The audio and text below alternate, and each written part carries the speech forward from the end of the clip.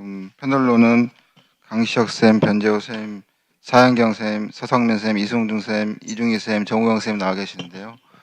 약 1분 정도밖에 시간이 없을 것 같습니다. 각 개인별로 잠깐 말씀드려보겠습니다. 네, 저는 인천성모병원 변재호입니다. 저는 신은석 교수님께 질문 하나만 드리고 싶은데요. 저희가 이제 DCB를 많이 사용을 할 때 이게 이제 리전 풀업을 잘하고 잘 넘어가면 좋은데 간혹 가다가 안 넘어가가지고 원하는 목표에 도달하지 못하는 경우가 있습니다. 그래서 가끔 어쩔 수 없이 빼는 경우가 있는데 다시 써도 되는 건지, 그리고 환자 코로나리 안에 들어가서 이게 얼마 정도까지 번론 안 한 상태에서 유효성이 있을지 그게 항상 궁금했는데 혹시 답을 주실 수 있으시죠? 리유즈를 해도 그런 경우 리유즈를 해도 되는지 새로 꺼내야 되는지 그게 좀 궁금해서 한번 질문드립니다. 사실은 데이터가 없기 때문에 뭐라고 말씀드리기는 어려운데 사실은 2분 안에 델리버리를 하라고 레커멘드를 하고 있고요.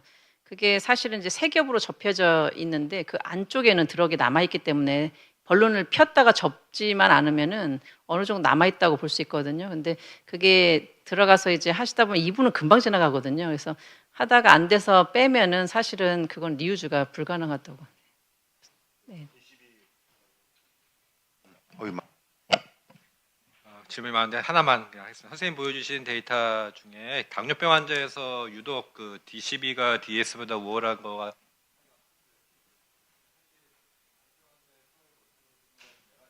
변재호 했고 정우영 했고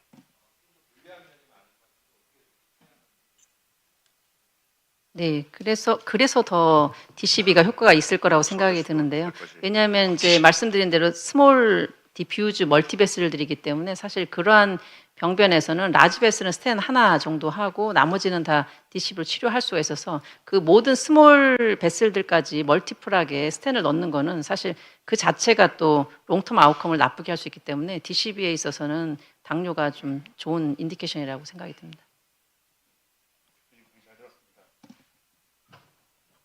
저도 서성민입니다. 질문이 있습니다.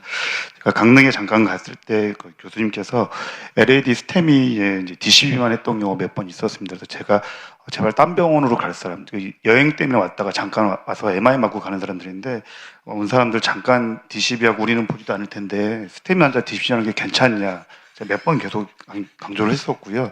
그래도 계속 DCB 하시고 보내셨는데 정말 스테미 플락버든 스럼스 버든 많은 환자들도 DCB 가능한지 프레퍼러시만 잘하면 가능한지 궁금합니다. 네, 스럼버스 버든이 많은 리전일수록 사실 DCB 효과는 떨어지는 것으로 나와 있고요. 실제로 보면은 레블레이션 그 스테미 환자들 트라이얼 한 걸 보면은 굉장히 여러 번 스럼버스 석션을 해가지고 거의 스럼버스 버든을 없앤 다음에 드럭 델리버리를 했을 경우에 사실 이제 팔로업에서 FFR 밸류가 좋게 나오는 것이거든요. 그래서 스럼버스가 버든이 많고 스럼버스 석션에서 제거가 안 된다 그러면 스텐을 사용하시는 게 맞다고 보고요. 사실은 그런 리전들을 저도 좀 해봤는데 거의 리스테노시스 생기는 게 한 20% 이상 생기기 때문에 네, 그런 리전은 안 좋은 리전인 것 같습니다. 네, 감사합니다. 저도 질문 하나 드리겠습니다. 그 DS랑 비교해서 비슷하다고까지는 이해가 되는데 더 좋다는 게 제가 아직 마음속으로 완전히 받아들여지지가 않는데 BVS 같은 경우에는 DS보다 약간 나쁘거나 그냥 비슷하다 정도로 나왔는데 DCB는 더 좋다라고 하는 게 이제 금속이 없다일 텐데요. 만약 BVS도 물성이 좀 더 좋아지면 DS보다 더 좋을 수도 있다고 생각하시는지도 궁금합니다. 네, 더 좋다고 하는 건 데스 MI에서는 더 좋을 수가 없습니다. 왜냐하면 이미 데스 MI에 있어서는 그 이벤트, 두 가지 이벤트, 하드 엔드 포인트는 스테미에서조차도 벌로엔지오플라스티가 하고 스텐하고 거의 컴패러블 하거든요. DCB가 더 좋다는 거는 메탈이 계속 지속적으로 있어서 1년이 지난 시점부터는 사실은 거기에 있어서는 리피드 리바스쿠레이제이션 그리고 블리딩 이벤트 이러한 것들이 더 좋게 나와서 메이스가 좋은 것으로 되어 있고요. 그다음에 쇼텀 피리어드 1년 이내에서는 좋은 것들은 이제 스텐 스럼보시스인데 이게 라지 넘버로 스터디가 들어가면은 우리가 애뉴얼 0.3% 발생된다고 돼 있잖아요. 세컨 제너레이션 DS에서의 스텐 스럼보시스는 그것을 거의 스럼보시스 이벤트가 거의 안 생깁니다. DCB는. 그런 면에서 대규모 임상으로 가게 되면 DCB가 데스 MI도 줄일 거고요. 그렇지만은 지금 현재 이런 뭐 한 그 1000명 이내의 연구들에서는 이제 DCB가 더 좋다고 제가 말씀드리는 건 리피트 리바스쿨리제이션과 메이저 블리딩 포인트에서는 더 좋다고 생각할 수가 있고요. BVS는 사실은 이제 얼마나 좋은 BVS가 나오냐에 따라서 결국은 BVS와 그 DCB가 같이 컴바인하게 되면 메탈 프리 PCI를 이루게 되는데 만약에 정말 좋은 BRS가 이제 나오게 된다면은 저는 롱텀하게는 이 그 롱텀 메탈 이벤트들은 거의 없어질 거기 때문에 그런 면에서는 충분히 DS보다는 좋을 거라고 생각이 듭니다. 네, 감사합니다.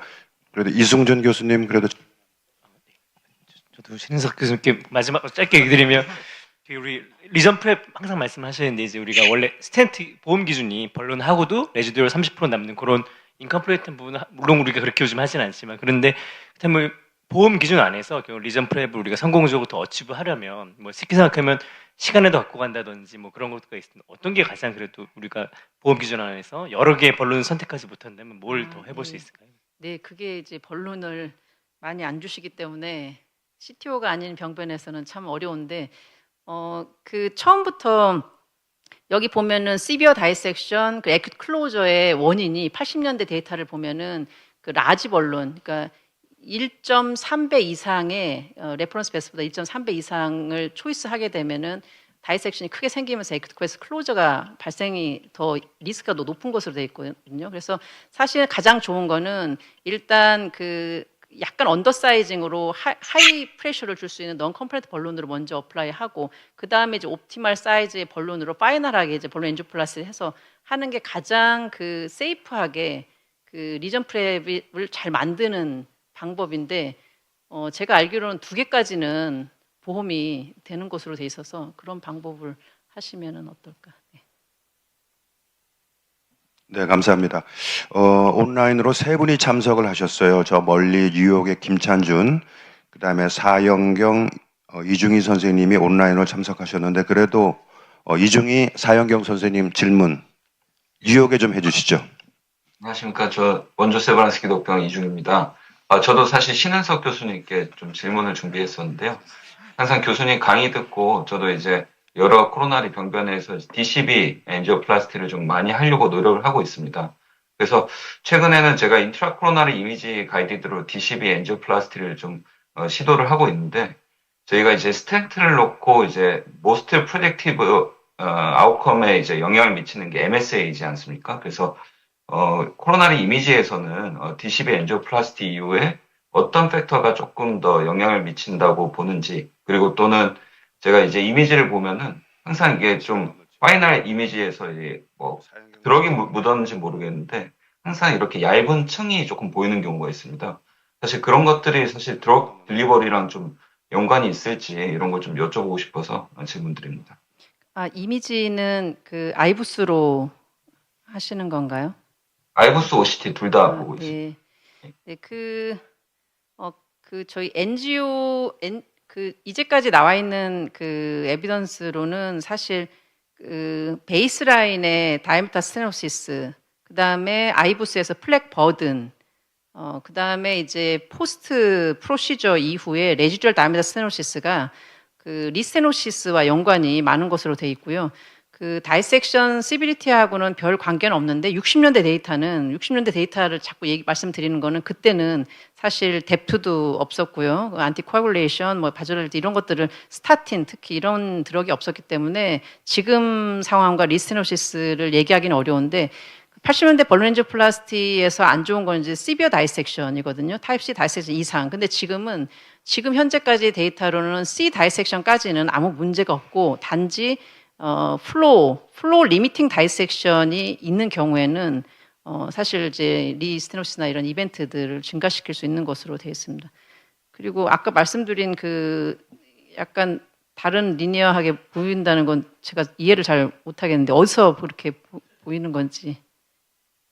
저도 OCT를 보면은 이게 그 엔도셀리움에 리니어하게 이렇게 보이는 게 있거든요. 사실 그걸 어떻게 해석을 해야 될지는 잘 모르겠지만 혹시 그런 뭐 제가 한번 나중에 공유를 한번 하도록 하겠습니다. 네, 그 그 페클리탁셀 파티클이 이렇게 보이는 경우는 있습니다. 포스트 쉐도잉이 있고 해서 크리스탈라이즈드한 파티클이 그 인티마 이렇게 박혀서 보이는 경우는 있는 것으로 되어 있거든요.